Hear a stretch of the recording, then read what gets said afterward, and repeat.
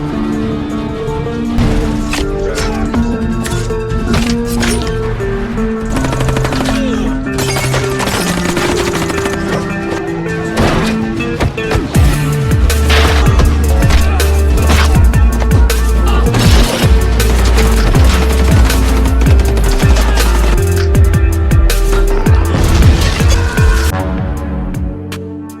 teman-teman, kembali lagi bersama saya di Antimi Film.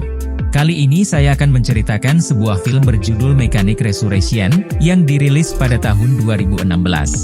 Film ini menceritakan seorang mantan pembunuh bayaran yang terpaksa kembali melakukan aksinya demi menyelamatkan kekasihnya yang disandera oleh mafia yang ingin memanfaatkannya. So, bagaimana alur cerita selengkapnya? Jadi tanpa berlama-lama lagi langsung saja kita ke alur ceritanya.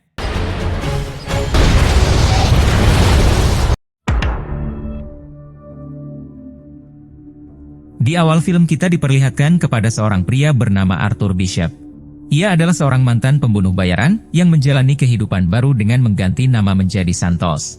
Pada suatu hari ketika Arthur sedang berada di sebuah resto, ia didatangi oleh seorang wanita yang menawarkannya sebuah pekerjaan, di mana ia meminta agar Arthur membunuh 3 orang, namun aksinya harus terlihat seperti sebuah kecelakaan. Pada awalnya Arthur berusaha menyembunyikan identitasnya, lalu beralasan jika ia tidak bisa berbahasa Inggris. Namun pada akhirnya, ia tidak bisa mengelak karena ternyata wanita itu sudah mengetahui semua rahasia Arthur. Bahkan ia juga memperlihatkan bukti video bahwa Arthur telah merekayasa kematiannya sendiri, lalu mengancam jika ia akan melaporkannya ke pihak berwajib jika Arthur menolak tawarannya. Kemudian Arthur pun berpura-pura untuk mempertimbangkan tawaran dari wanita itu. Lalu, saat ia beralasan akan menelpon seseorang, ia mengambil kesempatan memotret wajah si wanita, sampai tiba-tiba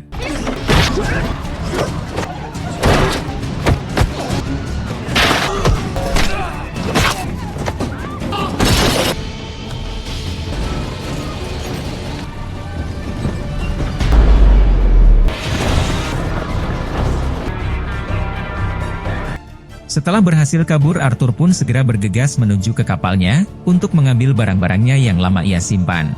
Namun saat sampai, ia melihat ada beberapa orang yang sedang menggeledah kapalnya, sampai tanpa pikir panjang Arthur pun meledakkan kapal itu.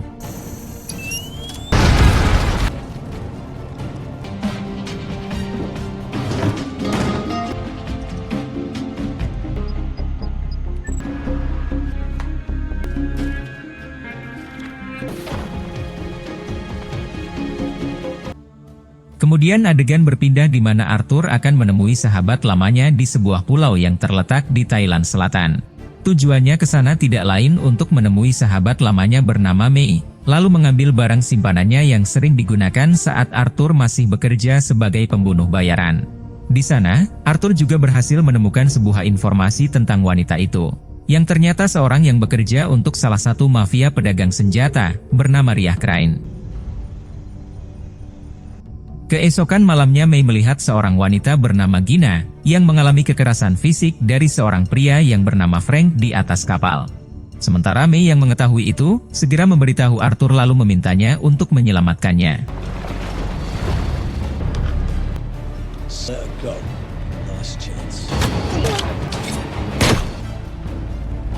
Setelah berhasil menghabisi Frank, Arthur pun menemukan sebuah hal yang mengejutkan, karena ternyata wanita yang baru saja ditolongnya ada hubungannya dengan Crane.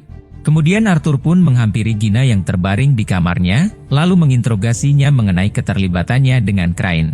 Dan karena Gina merasa terdesak serta tak punya pilihan, akhirnya ia pun berterus terang. Ternyata Gina ini sedang diperas oleh Crane untuk memancing Arthur sekaligus melacak keberadaannya. Di sana Gina juga mengatakan, jika ia adalah seorang pemerhati kemanusiaan bagi korban penjualan manusia dan anak-anak penampungan di Kamboja. Namun, saat itu Crane mengancam akan melakukan kekerasan kepada anak-anak penampungan jika Gina menolak perintahnya.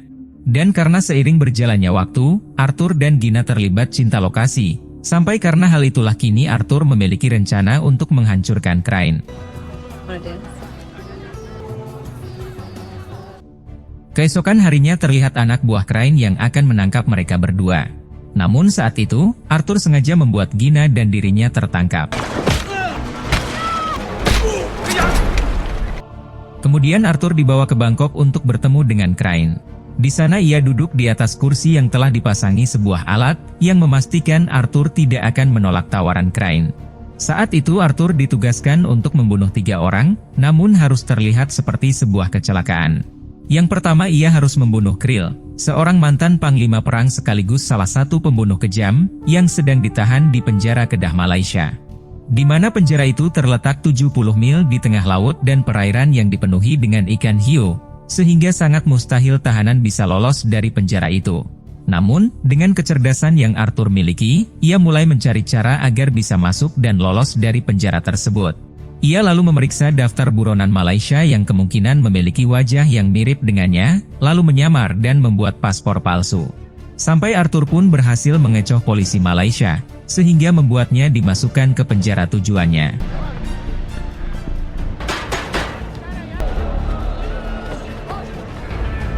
Good luck. Saat di dalam penjara Arthur mendengarkan beberapa informasi dari napi lain tentang Krill. Dan di sana, Arthur berhasil menarik perhatian Krill ketika ia berhasil menggagalkan salah seorang napi yang ingin menghabisi Krill.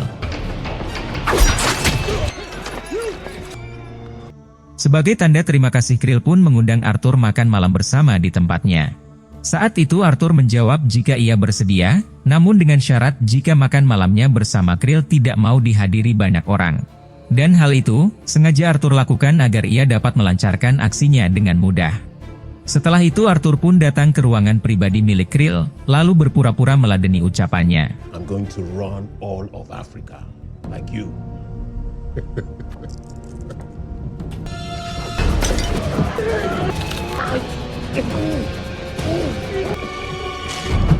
Setelah itu Arthur pun mencampur beberapa bahan aditif, lalu mencekoki Krill hingga tewas. Ia juga mengecoh anak buah Krill, dengan mendudukkan tubuh Krill seolah seperti posisi orang yang sedang berdoa. Kemudian ia mulai mengeluarkan bahan peledak yang disimpannya dalam bungkus permen, lalu memasangnya di salah satu lubang tembok penjara. Dan meski aksinya terpantau oleh petugas CCTV, namun beruntung ia masih sempat kabur dengan melompat ke laut.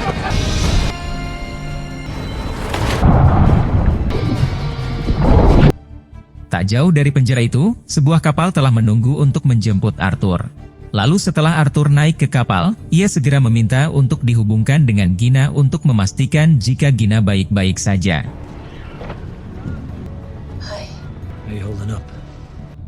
Kemudian Arthur pun diberi tugas kedua, yaitu untuk membunuh seorang pengusaha tambang sekaligus penjual senjata terbesar bernama Adrian. Sementara di tempat lain, Crane melepas borgol di tangan Gina, lalu memberitahu jika jam yang dipakai Gina adalah barang kesayangan milik Arthur. Sampai Crane pun berkesimpulan jika Gina adalah orang yang sangat berarti bagi Arthur, dan sepertinya Crane ingin memanfaatkan Arthur yang akan melakukan apapun demi Gina. Kemudian adegan berpindah ke sebuah apartemen milik Adrian, yang memiliki kolam renang cantilever dengan struktur material kaca yang sangat kuat. Saat itu Arthur mulai menyusun rencana untuk masuk ke apartemen tersebut, lalu menyamar sebagai calon pembeli yang akan membeli salah satu apartemen Adrian. Ia juga mengalihkan perhatian seorang sales, dengan cara melakukan panggilan menggunakan nomor privat. Lalu dengan cepat memotret kunci apartemen yang terletak di atas meja yang nantinya akan ia duplikasi di penginapan. Kemudian Arthur pun melakukan berbagai uji coba, dan berhasil membuat bahan yang dapat menghancurkan kaca yang sangat tebal. Ia lalu beralih penyamaran sebagai petugas pembersih kaca gedung, sampai setelah melewati serangkaian adegan yang memicu adrenalin, Arthur pun sukses melancarkan aksinya dengan mulus.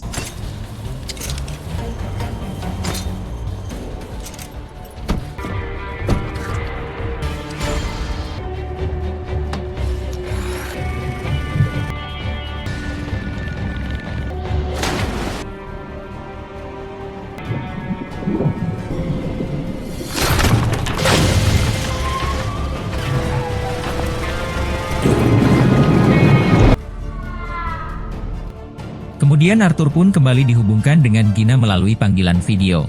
Saat itu Gina sengaja duduk membelakangi nomor kapal, lalu mengubah posisi kamera untuk memperlihatkan nomor kapal itu kepada Arthur.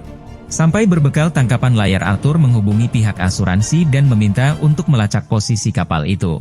Dan setelah Arthur mendapatkan informasi, ia pun bergegas menyusul menggunakan heli, lalu membantai satu persatu anak buah Crane.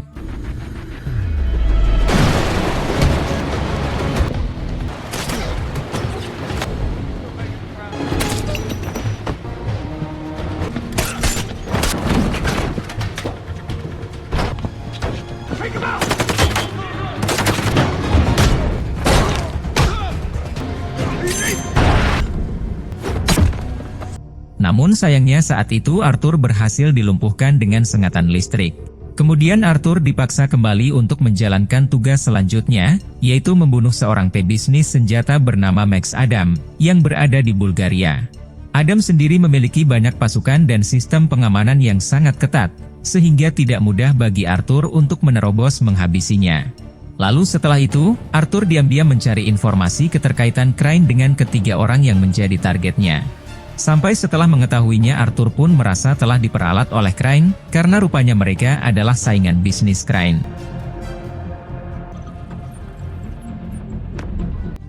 Tak lama setelah itu Arthur pun mulai menjalankan aksinya.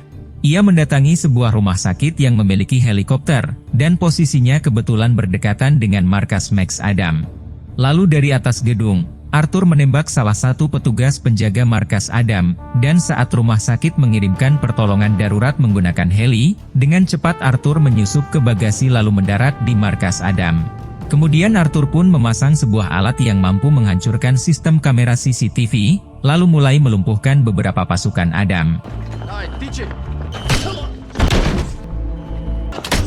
FBI panic room.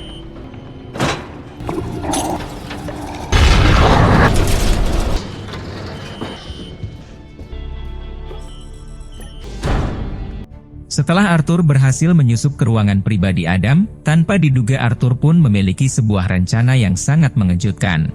Saat itu Arthur menceritakan jika ia dipaksa ditugaskan oleh Crane untuk menghabisi 3 orang yang menjadi pesaing bisnisnya. Namun, setelah Arthur berhasil menghabisi 2 orang targetnya, ia merasa jika dirinya sedang dimanfaatkan oleh Crane. Dan karena hal itulah kini Arthur pun berencana mengajak Adam bekerja sama untuk menghancurkan Crane dengan para pasukannya. Kirk, that was you. So I have a deal for you. Setelah mendengar penjelasan dari Arthur, Adam pun menyambut baik rencana itu. Mereka pun kemudian merekayasa kematian Adam, seolah-olah ia terkena ledakan dan terjatuh ke dalam air. Lalu, di bawah air Arthur telah menunggu dengan tabung oksigen, dan membawa Adam bersembunyi selama beberapa hari. Sementara dirinya akan memancing anak buah Crane untuk datang dan melihat mayat Adam yang ada di kapal selamnya sendiri. I'll be there tomorrow with the girl. His submarine. Setelah itu Crane memerintahkan anak buahnya untuk mengecek mayat Adam, sekaligus menghabisi Arthur. Sementara Arthur sendiri, ia mulai mempersiapkan jebakan untuk menjebak anak buah kiriman Crane. Lalu setelah anak buah Crane telah tiba, Arthur pun mulai membantai mereka satu persatu dengan dibantu oleh jebakan yang sebelumnya telah disiapkan.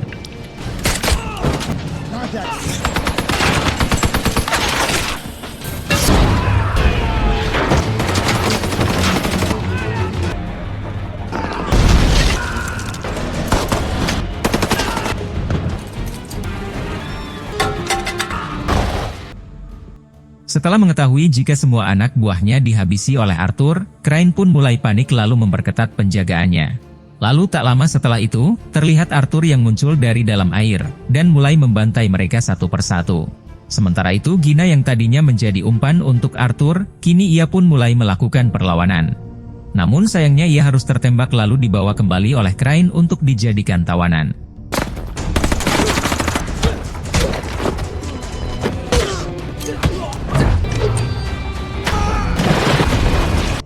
Setelah membantai anak buah Crane yang menyerangnya, Arthur pun melanjutkan mencari Crane yang sedang menyandera Gina.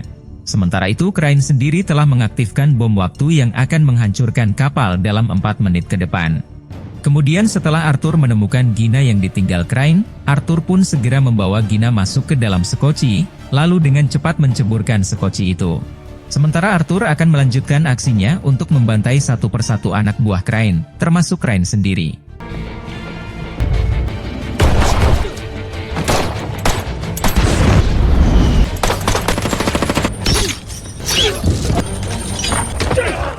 Setelah Arthur berhasil memojokkan Crane, Crane mengatakan jika Arthur juga tidak akan bisa selamat dari ledakan, karena ia tidak mungkin bisa berenang jauh sebelum bom meledak. Namun rupanya Arthur telah memikirkan semuanya dengan matang, lalu berlari masuk ke dalam ruang rahasia di kapal itu.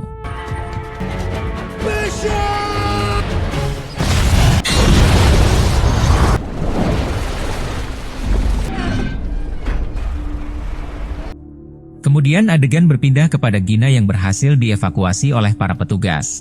Di sana juga terlihat Adam dan anak buahnya yang menyaksikan evakuasi pengangkatan puing-puing kapal, dan mengira jika Arthur telah mati. Even legends die. Di akhir film kita diperlihatkan kepada Gina yang sedang menulis surat untuk Mei sahabatnya, tentang keberadaannya dan berharap jika Mei akan mengunjungi tempatnya. Lalu tiba-tiba Gina dikejutkan dengan kemunculan Arthur, yang berdiri santai layaknya seperti orang yang baru pulang kampung. Sementara itu Adam yang berada di markasnya, ia mendapatkan sebuah informasi dan melihat dari rekaman CCTV, jika Arthur masih hidup. Lalu, film pun tamat. Jadi itulah tadi alur cerita filmnya guys. Jika suka dengan video ini silahkan tekan tombol like, dan jika ada kritik dan saran silahkan berkomentar di kolom komentar. Terima kasih sudah nonton sampai akhir, dan salam dari Antimi Film.